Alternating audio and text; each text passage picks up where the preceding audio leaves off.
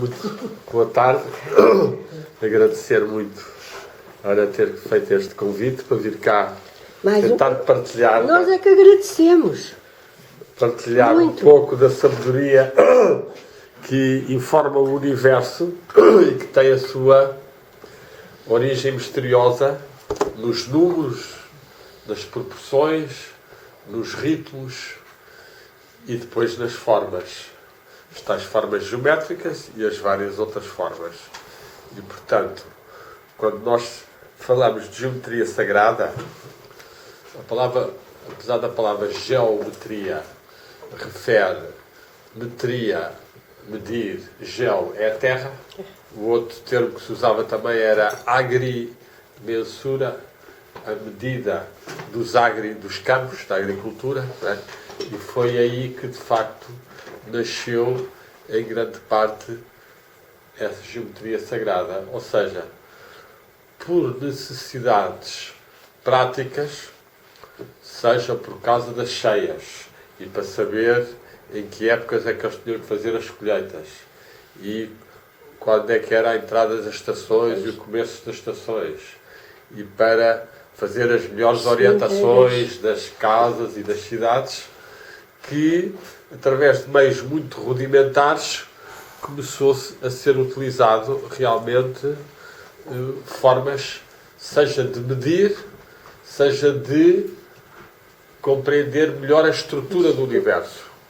E esta atividade, nos primeiros tempos, era feita com bocados de madeira, depois com cordas, e hoje em dia há alguma tradição de geometria sagrada, de construção de edifícios e de catedrais, ainda utiliza realmente essa corda para fazer o círculo, não é? Mete-se o prego ou o pau espetado, a corda depois estica-se e consegue fazer. E a partir da corda consegue-se fazer tudo, depois com riscos, etc. Portanto, as coisas nasceram com simplicidade.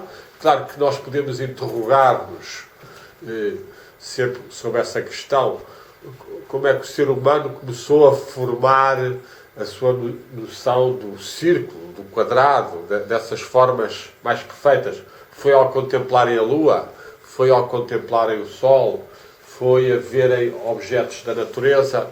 Pronto, todo esse mistério não se sabe bem, não é? Como é que sucede esse documento, mas é sobretudo aos pitagóricos, por volta do século VI a.C., que se atribui o começo do estudo da geometria, dos números e da música. E a partir daí depois passa ao Platão, e depois a ciência vai começar a crescer. E é com Platão que vai surgir mais claramente afirmada a existência, por exemplo, de uma coisa que dura até hoje, que são os tais 5 sólidos platónicos. Os 5 sólidos platónicos são polígonos convexos e que têm realmente certas formas muito especiais que só existem nesses 5 formas geométricas, que é realmente o tetaedro, o cubo, né? O cubo é hexaedro, o octaedro, o icosaedro, o dodecaedro. São as 12 formas. Eu trouxe aqui o dodecaedro pequenino, que é feito a partir de pentágonos destas 12, tem 12 fases, portanto por isso se chama dodecaedro. O icosaedro tem 20 fases. E, portanto, estes são os 5 sólidos platónicos que foram depois trabalhados ao longo dos séculos por grandes filósofos e matemáticos, porque, de facto, há aqui regras matemáticas muito interessantes. A soma das arestas e das faces, juntando-se mais 2, dá sempre o mesmo número das faces, das arestas e dos outro aspecto que eu agora realmente até não sei ver como é que é. Ou seja, há uma série de proporções e de ritmos que estão destes símbolos e que levaram esses homens mais místicos a atribuir uma correspondência com os 5 elementos. Ou seja, este elemento aqui, o dodecaedro, ficou consagrado ao universo, ou ao elemento éter. A pirâmide é o elemento fogo, porque tem mais a ligação com o aspecto da chama, não é? O tal icosaedro, como tem muitas faces e rebola muito, ficou considerado que era o elemento água.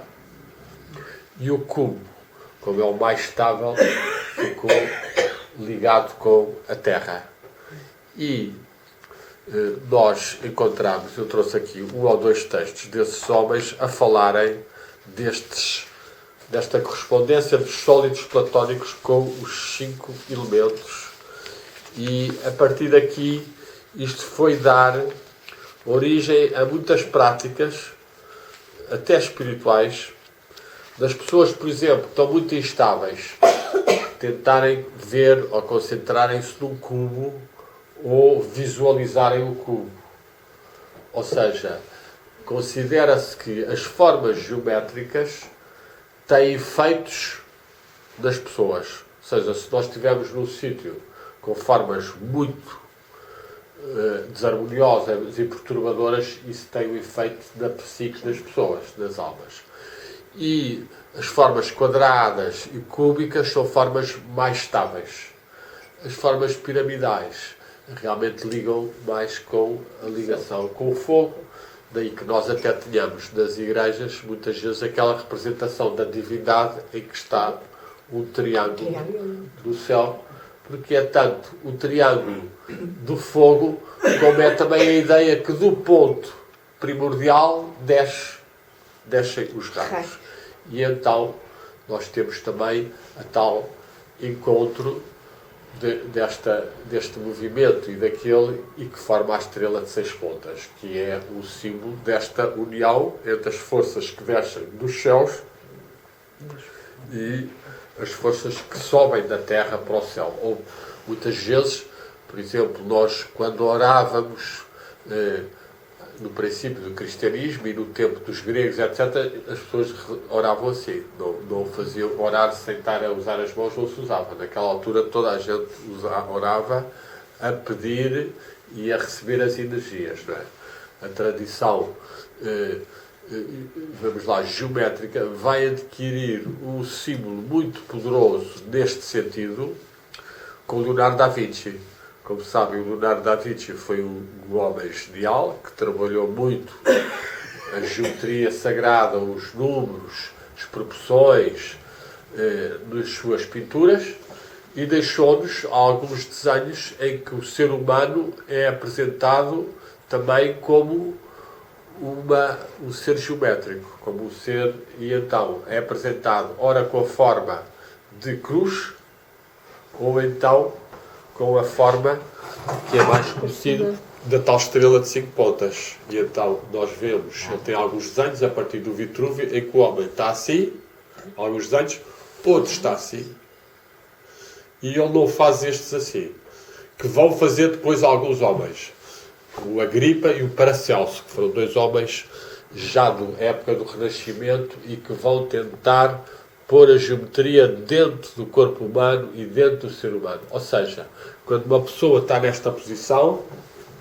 uma pessoa recebe mais as energias da Terra. Ou seja, uma pessoa vai, por exemplo, para junto ao mar ou para a natureza, assume esta posição, as energias entram mais. Assim, nós estamos numa posição de irradiação perfeita. Estamos a fazer a cruz entre o céu e a terra. Por isso, Jesus também, simbolicamente, ou até na realidade, porque há quem diga que ele não foi bem crucificado daquela maneira, pronto, não sabemos, não é? Que ele morreu, não há qualquer dúvida. Agora, como foi, mas ele está a fazer uma posição de centro, e aqui aparece então o centro também no coração. E depois a outra posição. Se nós estivermos assim, nós estamos muito mais abertos ao universo. Portanto, uma pessoa à noite ver as estrelas, ou a lua, ou qualquer coisa, nesta posição, as energias entram dentro de nós e passam. como as que estão a entrar pela Terra. Portanto, hoje em dia está estudado, sobretudo pelos ligados com a medicina chinesa, com os meridianos, com a acupuntura, com essas formas de energia subtis, que a energia sobe pelos pés e depois espalha-se. E, portanto, nós estamos constantemente a irradiar energia e a receber. E, portanto, se nós fizermos estas posições, é uma forma de estarmos a trabalhar a geometria e a forma em nós, e estamos também a fazer oração e estamos a fazer também o trabalho espiritual. Eu muitas vezes só estar assim um pouco tempo ou estar assim já harmoniza bastante, e estas posições induzem em nós mesmo também uma espécie de oração, como outras posições. Por exemplo, esta postura que uma pessoa faz assim, são posições que equilibram o organismo. Se nós fizermos esta posição, ao reparar quando estão perturbadas ou nervosas, etc., o facto de se juntar as duas mãos cria automaticamente logo uma série de equilíbrios de energias. Energia positiva, negativa, do lado esquerdo, do lado direito, os próprios hemisférios, e há logo também, através do que nós podemos chamar psicomorfismos, que é uma palavra que até fui eu que desenvolvi um bocado essa palavra, ou seja, a nossa psique modela formas. Psicomorfismos, morfo, que significa forma, e psique, a alma, psicomorfismos. Ou seja, nós aqui na nossa tradição ocidental, este gesto já é um gesto de oração e de ligação ao sagrado e ao divino. E, portanto, nós mesmo um dia em que estamos sem ligação nenhuma ao sagrado e ao divino, mas estamos muito perturbados ou muito desanimados, se uma pessoa assumir esta posição, isto cria um campo energético que faz uma ligação com os milhares de milhões de pessoas que já usaram isto para fazer oração e para fazer a ligação entre o céu e a terra. E então estas formas de geometria entrar dentro de nós não devem ser descuradas. E, portanto, nós quando pensamos na geometria sagrada, às vezes pensamos sempre só contas e formas geométricas muito complicadas, mas não. A geometria sagrada passa também, por exemplo, nós nas nossas casas tentarmos ter uma ordem, certa proporção, certas formas harmoniosas, não deixar haver coisas muito desleixadas ou perturbadas, porque a energia não circula tão bem. A ideia é que as formas fazem com que a energia circule um bocado dessa forma, e essa forma também irradia uma certa energia. Ou seja, se nós temos esta figura aqui, nós estamos a ver aqui um princípio que não é muito visível na maior parte dos casos da natureza, mas que acontece muito e que nós temos muito dentro do nosso corpo. O nosso próprio ADN é em espiral. Nós temos espirais nos dedos. Algumas das falanges dos dedos têm pequenas espirais.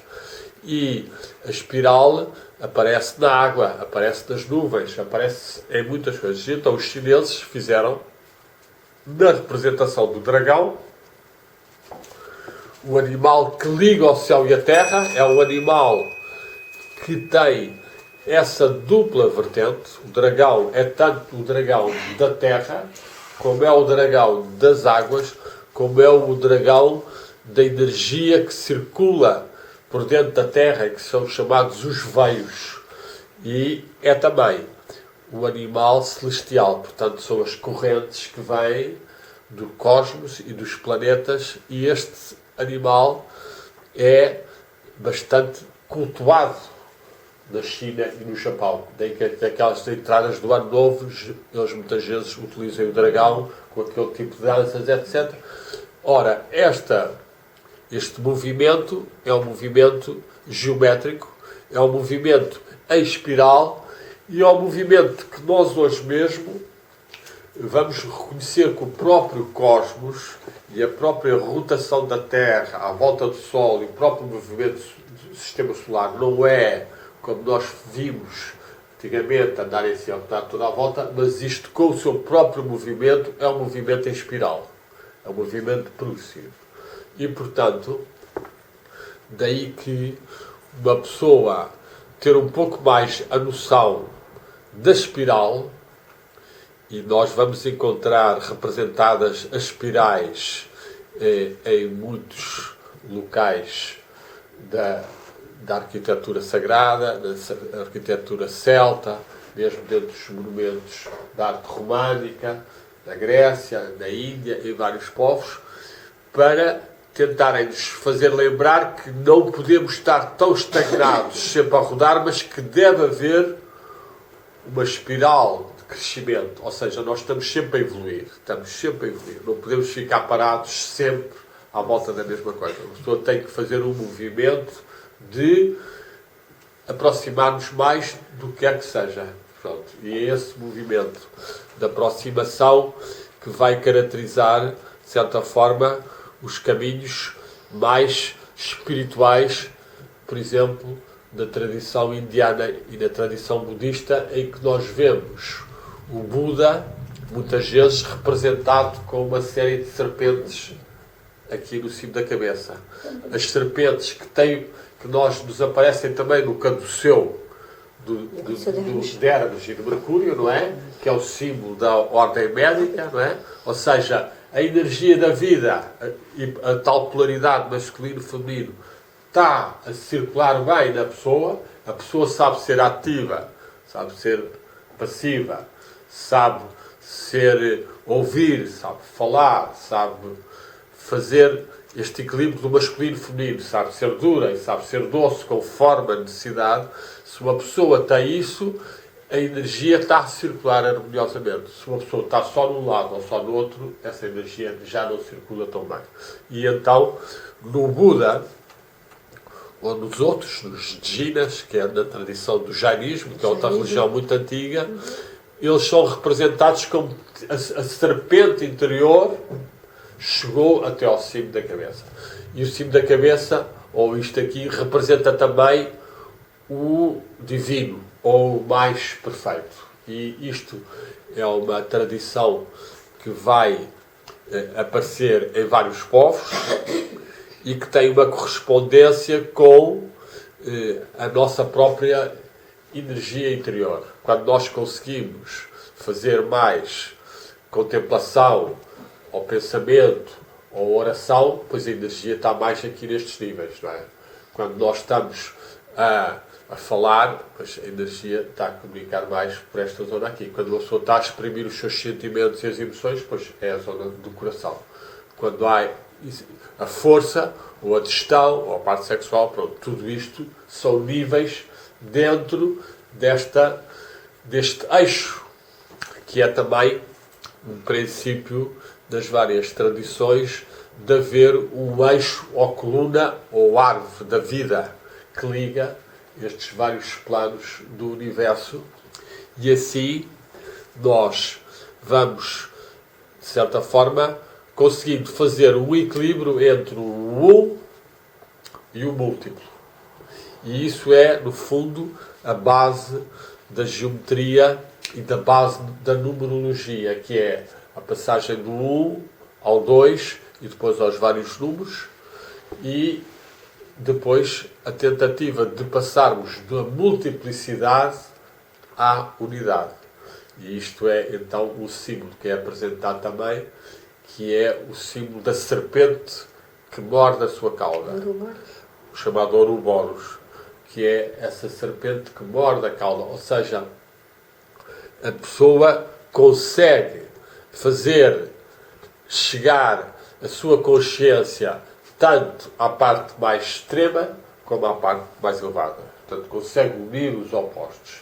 E isto tem que ser trabalhado ao longo da vida e, de facto, como estávamos a dizer, tudo influencia, tudo tem efeitos dentro de nós. E, portanto, nas nossas casas, se nós tivermos certas formas geométricas, elas em si já transmitem certa energia.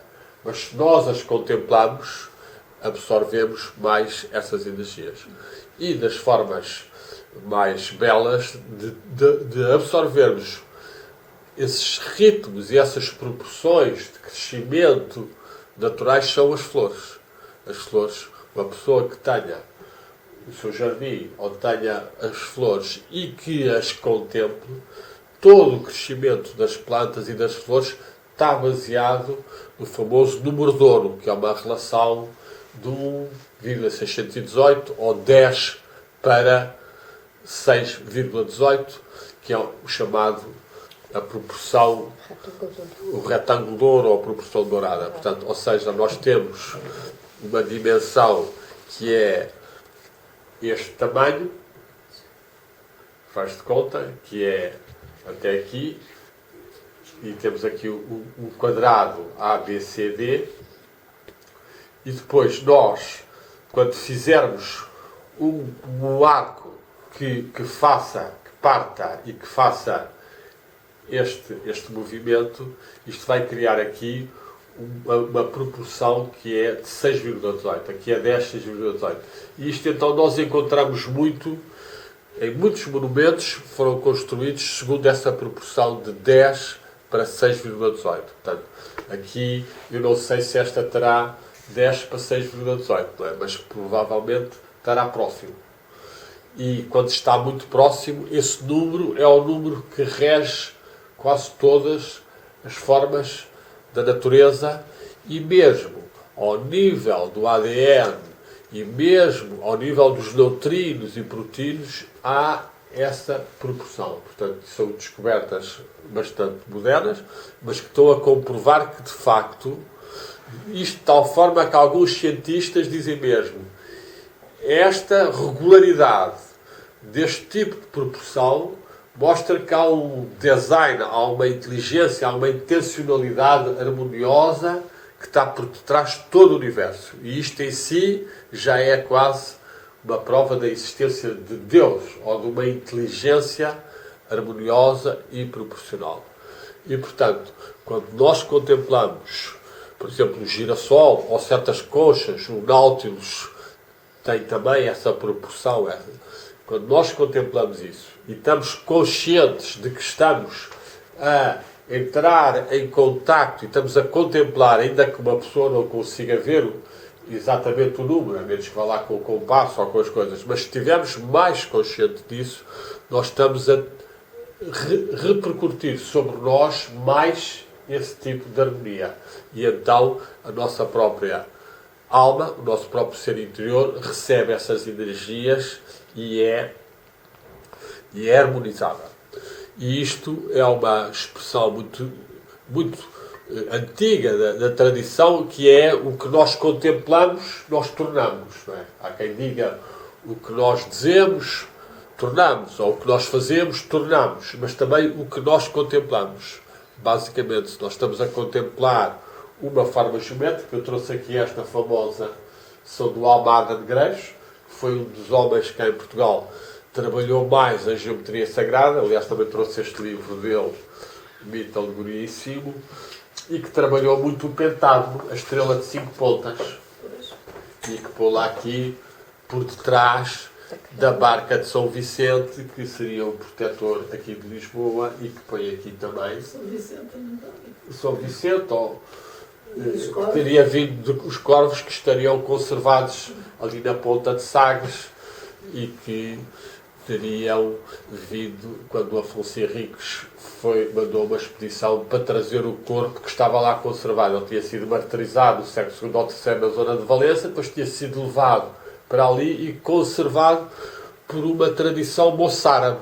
Os moçárabes eram pessoas que eram árabes e cristãos, ou que tinham uma ligação com o cristianismo de proteção, e protegeram até que o Afonso Henriques chegou a Lisboa, passou a ter um controle maior e foi lá buscar este santo e trouxe.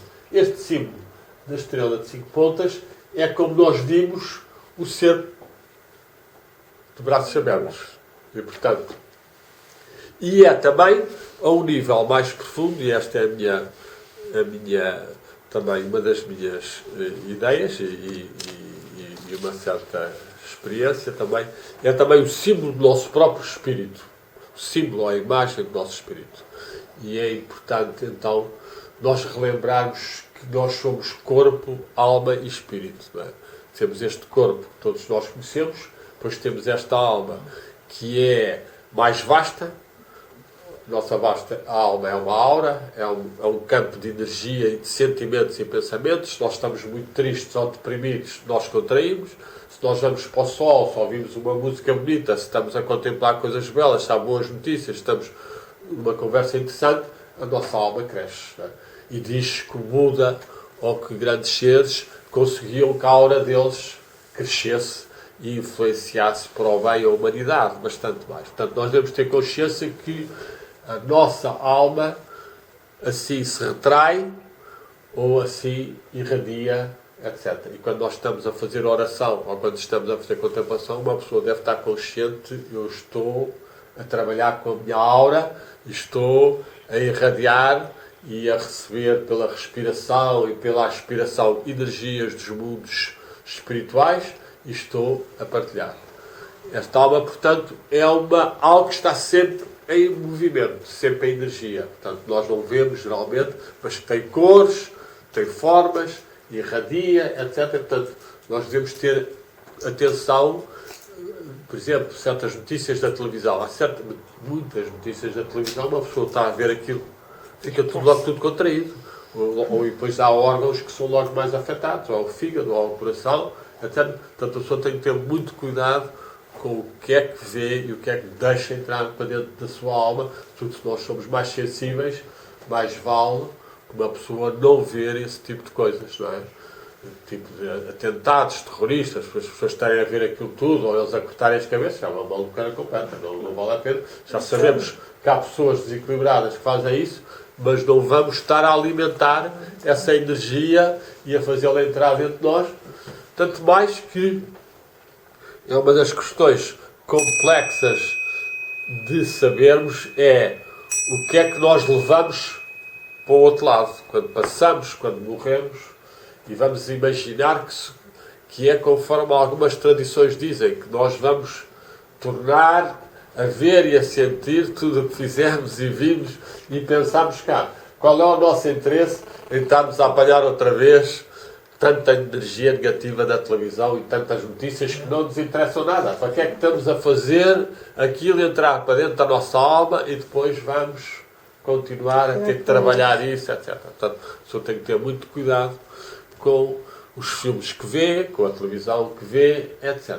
E depois, então, acima dessa alma, que é essa parte dos sentimentos e pensamentos, e que, como eu disse, há esse mistério, o que é que vai para o outro lado?